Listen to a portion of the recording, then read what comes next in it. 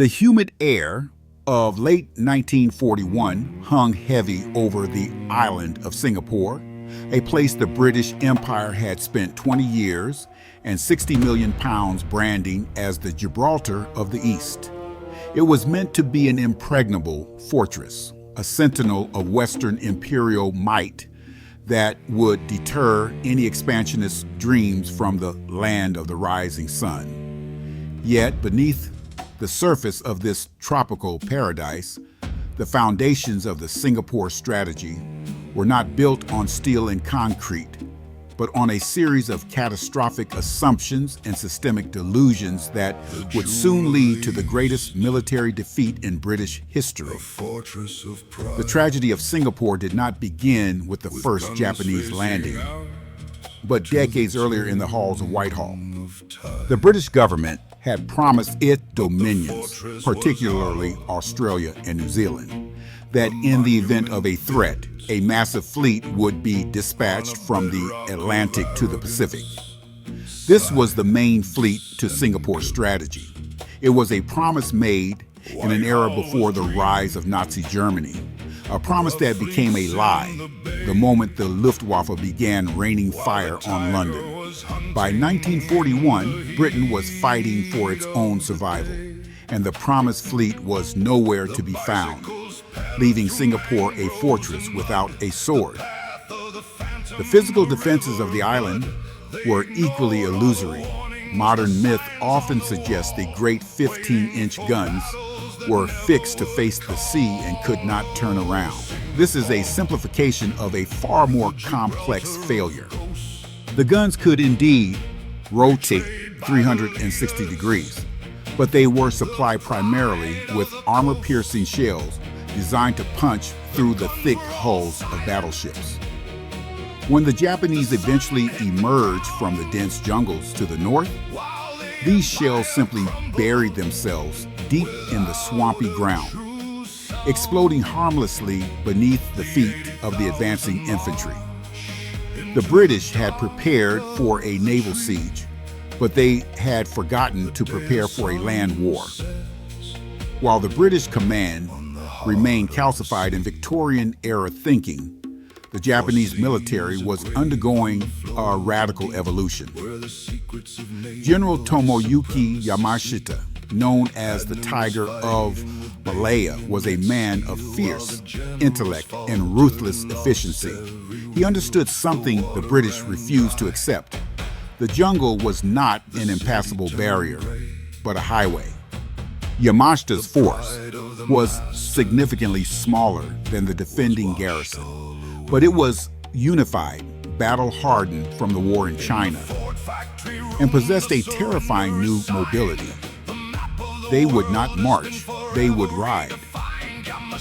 On the night of December 8, 1941, almost simultaneously with the attack on Pearl Harbor, the first Japanese boots hit the sand at Kota Baru in northern Malaya. The British response was a mixture of confusion and misplaced confidence. Air Chief Marshal Robert Brooke Popham had famously remarked that the Japanese were inferior pilots who could not see well at night.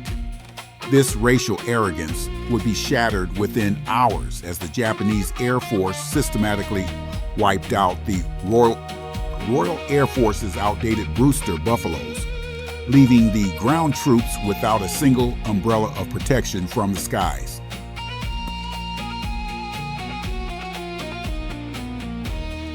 The desperation of the situation was briefly punctuated by the arrival of Force Z, centered around the modern battleship HMS Prince of Wales and the veteran battle cruiser HMS Repulse. This was the deterrent the British hoped would turn the tide. But on December 10th, the era of the battleship died a violent death. Without air cover, the two giants were swarmed by Japanese high-altitude bombers and torpedo planes. As the Prince of Wales slid beneath the waves, taking Admiral Tom Phillips with it, the last hope of naval supremacy evaporated. The sea belonged to Japan, and the island of Singapore was now effectively isolated. As Yamashita's forces began their lightning-fast descent down the Malay Peninsula, they employed a tactic the British were utterly unprepared for: the bicycle. Thousands of Japanese soldiers pedaled south, using the well-maintained British roads and jungle paths to bypass defensive lines. When a tire blew out, they simply rode on the rims, the clattering sound mimicking the noise of tanks and striking terror into the hearts of the retreating Indian and Australian units. Every time the British attempted to form a defensive line, the Japanese would outflank them by sea or through the supposedly impenetrable swamps, forcing a continuous, demoralizing retreat. By late January 1942, the remnants of the Allied forces had crossed the causeway onto Singapore Island itself, blowing a gap in the stone path behind them. General Arthur Percival, the commander of the garrison, now found himself in an impossible position.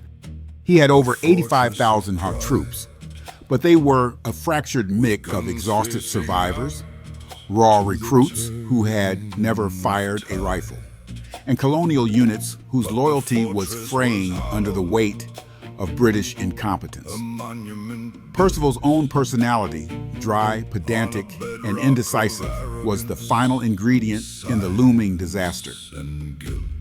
Percival made the fatal error of spreading his troops thinly around the entire 60-mile coastline of the island, rather than concentrating them at the most likely landing points. He was convinced the Japanese would attack from the northeast near the naval base.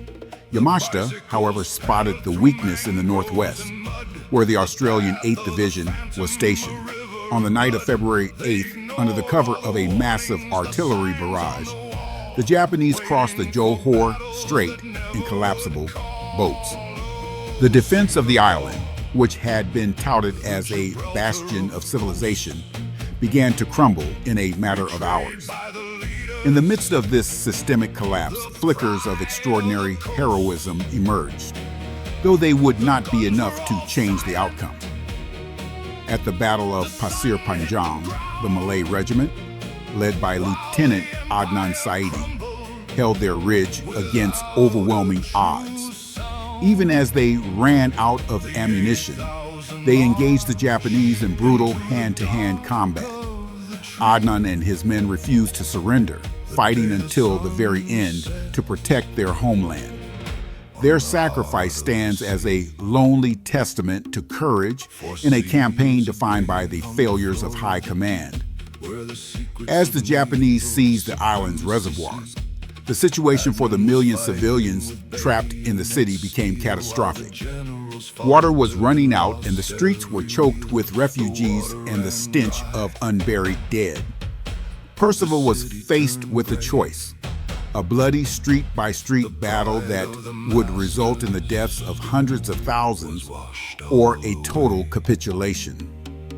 On February 15, 1942, the Black Sunday of the British Empire, Percival walked under a white flag to the Ford Motor Factory to meet Yamashita. The meeting was a study in psychological warfare. Yamashita, knowing his own supplies were dangerously low and his troops exhausted, bluffed with a display of aggressive confidence. He demanded an unconditional surrender, shouting at Percival to answer yes or no. Percival, broken and defeated, signed the document.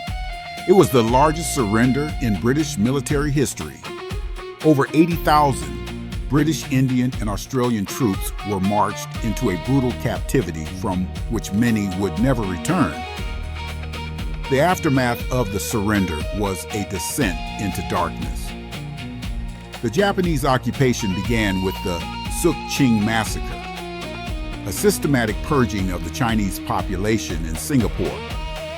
Thousands of men were loaded onto trucks, driven to the beaches, and executed by machine gun fire. For the survivors, the following 3.5 years would be a period of starvation, fear, and forced labor on the infamous Death Railway. The Gibraltar of the East had become a prison of the West, The fall of Singapore was more than just a military defeat. It was a geopolitical earthquake that shattered the myth of European invincibility in Asia. The sight of British officers surrendering to an Asian power sent shockwaves through the colonies of India, Burma, and beyond. The prestige that had underpinned the British Raj was gone forever. Even when the British returned in 1945 after the Japanese surrender, the world had changed. The seeds of independence had been sown in the blood and humiliation of 1942, and the sun was finally beginning to set on the empire that once boasted it would never end. History often looks at Singapore as a tale of wrong-way guns and jungle incompetence, but the deeper truth is more haunting. It was a failure of the imagination, a refusal to believe that an established order could be overturned by a more adaptable and determined foe. The fortress did not fall because its walls were weak. It fell because the minds of those who commanded it were trapped in a world that no longer existed. It remains a stark reminder that no empire is too great to fall, and no fortress is truly impregnable when built on the sands of arrogance and denial. The ghosts of Singapore still linger in the silent corridors of the old Ford factory and the overgrown bunkers of the northern coast. They speak of a time when the impossible became inevitable, and a symbol of global power vanished in a single week of fire and steel. In the end, Singapore was not betrayed by its soldiers, but by a system that preferred the comfort of a lie to the cold reality of a changing world. The great betrayal was not a single act, but a long, slow drift into a catastrophe that everyone saw coming, yet no one had the courage to prevent. As the tropical sun dips below the horizon of the Malacca Strait, the shadows of the past stretch long across the modern skyline of a city-state that rose from the ashes of that ruin. The fall of Singapore remains a somber lesson in the fragility of power and the high cost of hubris. It is a story of what happens when the weight of history becomes too heavy for the present to carry, and the roar of the guns is finally silenced by the quiet, tragic realization that an era has come to an end. The legacy of that dark February remains etched in the collective memory of a continent. It was the moment the old world died and a new, uncertain age was born. And as the waves continue to lap against the shores of the island, they carry the echoes of the thousands who fought, the thousands who fell, and the millions whose lives were forever altered by the day the fortress broke. The tragedy of Singapore is a permanent scar on the map of the 20th century, a reminder that the greatest empires are often brought down not by external force alone, but by the hollow spaces they leave within themselves.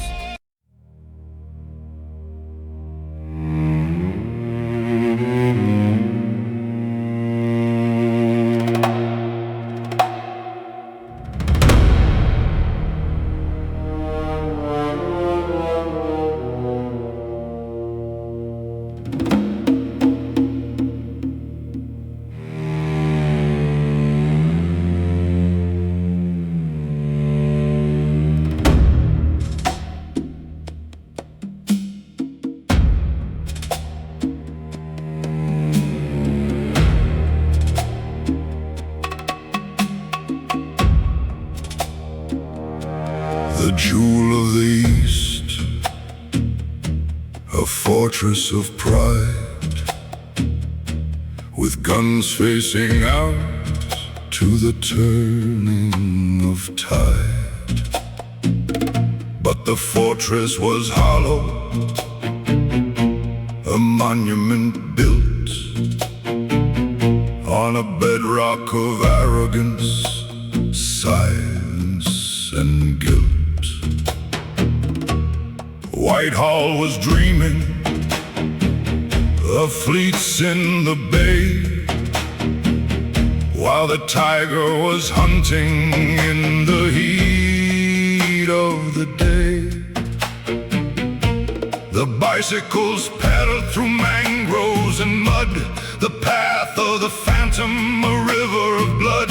They ignored all the warnings, the signs on the wall, waiting for battles that never would call. Oh, Singapore, the Gibraltar of ghosts, betrayed by the leaders, the pride of the coast. The guns were all silent, the sun hit the ground, while the empire crumbled without a true sound. The 80,000 march into the dark of the tree, the day the sun sets on the heart of the sea. For sea is a grave on the floor of the deep, where the secrets of naval supremacy sleep. Adnan was fighting with bayonet steel, while the generals faltered and lost every wheel. The water ran dry, the city turned gray, the pride of the masters was washed all away. In the Ford factory room, the surrender is signed. The map of the world has been forever redefined. Yamashita's gamble, a bluff won by a flame, leaving the history in ashes and shame. The Sukching is coming, the shadows grow long, the end of the story, a funeral song.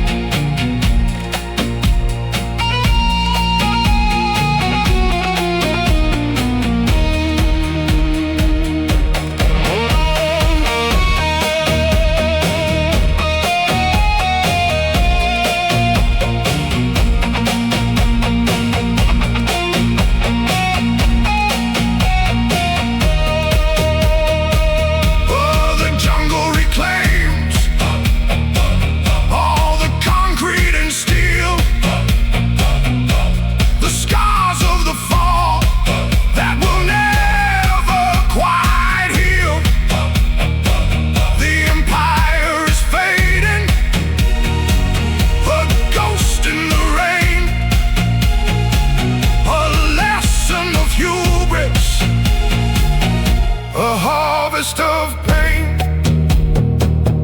the sun has gone down, the jungle remains.